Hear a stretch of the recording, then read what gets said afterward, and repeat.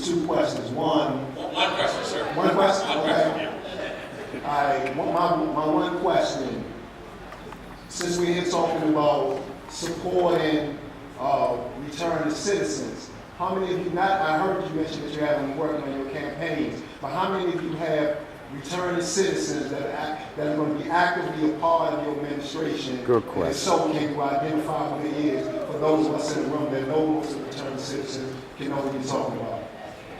Woo! I like that. I said Sandra Seeger, number 7 on the ballot. No, I have someone on my campaign that is working very hard. Edward Monterey. He's working very hard, and when I win, I would hire him. Edward Monterey.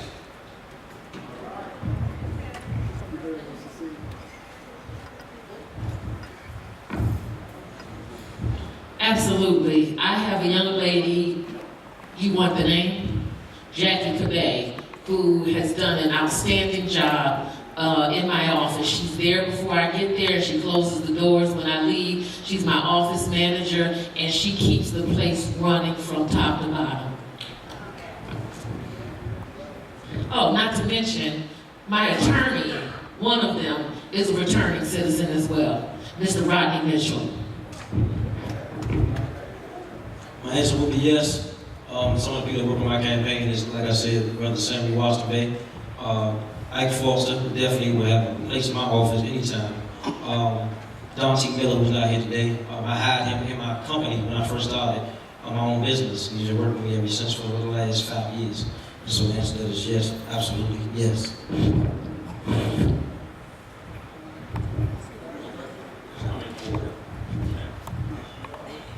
All right, so the answer is yes. Kevin Hughes, and I think Kevin was probably about 5 states.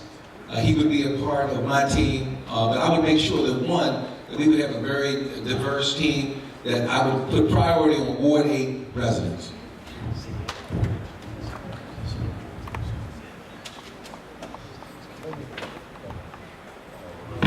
The answer is yes, I would have a returning citizen or citizens as a part of my administration. But going further than that, I would also convene a council of returning citizens to advise me on returning citizen issues so that when I am legislating, when I am making decisions affecting the ward, specifically returning citizens, I'm getting that advice from the actual folks who are going through those particular situations.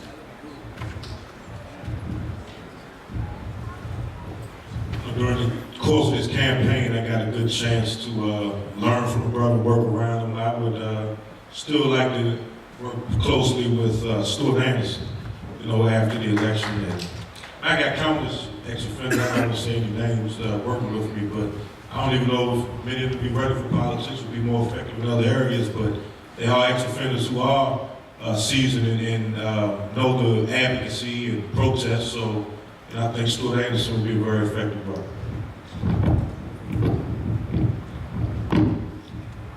I'm glad you raised that question. Man, to give me a chance to address my previous question when I made my own statement.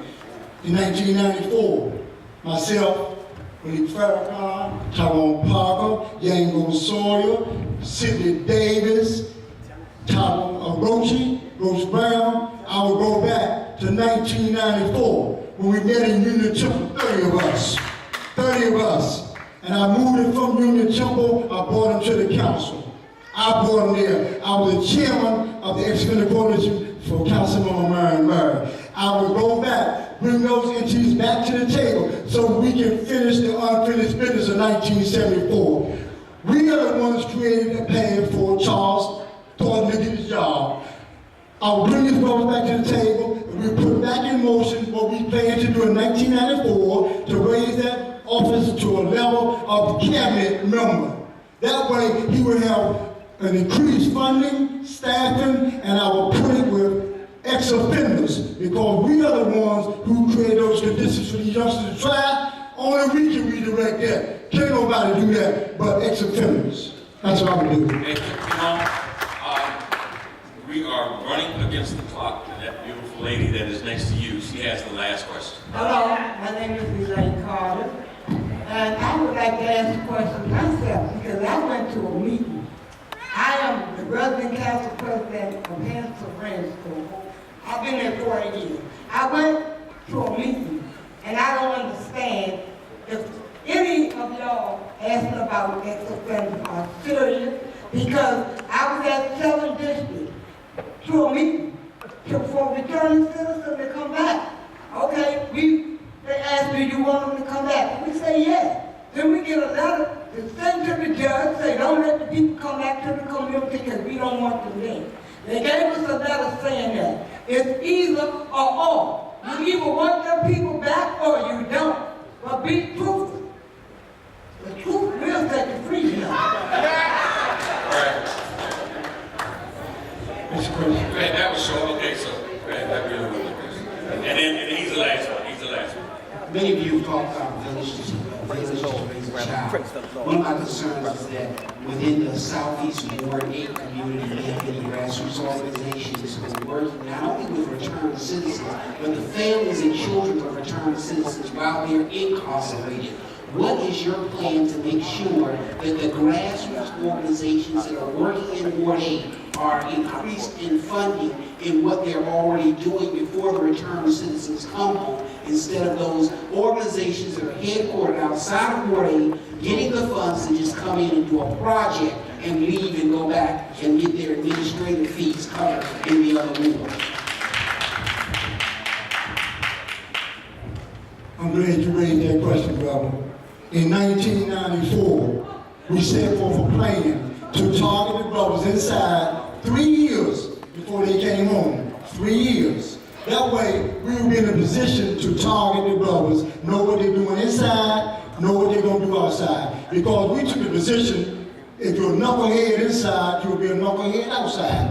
And I agree with your position, brother. We should be funding programs that's specifically geared to Ward 8 people. All these other people that's getting all this money running across this town, out this town, we should not give them one dime. We should introduce legislation to do a moratorium. If you're not a community-based organization in Ward 8, doing for Ward 8 residents, you should not give 1 cent. Wow. You got multiple different organizations, you know, some different directors, some different agendas, but all of them have the same goal in mind. I think the best thing to do is to coordinate all of their activities under one common goal. Because at the end of the day, all of them are getting grants and funding out the same pot. And it creates a divide and conquer mentality with the government, with the nonprofit organizations. Because this organization may have received funding, this organization didn't. Now they're at odds with each other, but you all have the same goal in mind. So it creates enemies amongst people that's supposed to be working together. And I've seen it happen on many different occasions. So it's more important that whether you got funding or not, it's important if everyone was on the same page and working for the same goal, it really wouldn't matter who got this and who got that, because at the end of the day, we all standing at the line for the same program. So really it's a matter of also identifying who the homegrown local groups are, not the people, like you said, that are just coming in our community, identifying that, creating funding, but also finding creative ways to get all of them to work together. Because there might be programs that are effective, have good ideas, but might not have the funding, but just need extra help from other organizations. So it just needs to create an environment where these organizations work together better. They're not just individual entities, but they're all partners. The gentleman here will have the last question. Okay. Sir, I'm so glad you brought that up. As the next council member for Ward 8, one of my top priorities will be to make sure that there's increased funding for those organizations that have stood in the vanguard. We need to get back to the day when we as a city were partnering with our community organizations like Alliance for Concernment, like the Far Southeast Family Strengthening Collaborative, and other dedicated organizations that work day in and day out with our young people, with our homeless populations. When I was growing up right here in Southeast, my father was a part of the Orange Hat program. We moved on Elmira Street, which is drug infested. He and the community banded together and said, not in our neighborhood. We need to get back to that. We need to get back to supporting our community-based organizations. And as your new council member, I will work my butt off to make sure that that happens. This is Mr. Forrester again. Mine is not a question, this is just a statement. If I didn't know anybody up there, all the answers I heard tonight would be great, and I'd be willing to vote for you. But I know it's not true. And what I do as a community organizer, I protest. And if anybody up there is elected, including my candidate, if you go down to that office and I see you on that TV voting the way you're not supposed to, the way you did, I'll be there. I will be there. All right, I want to respond to the last question. The Office of Returning Citizens, their budget is down this year. We need to make sure that we heavy up that budget so they can spend money with community-based organizations. Sheila mentioned a number of them. I want to highlight one that's very close to me and my family. Dad, raise your hand. That's my father.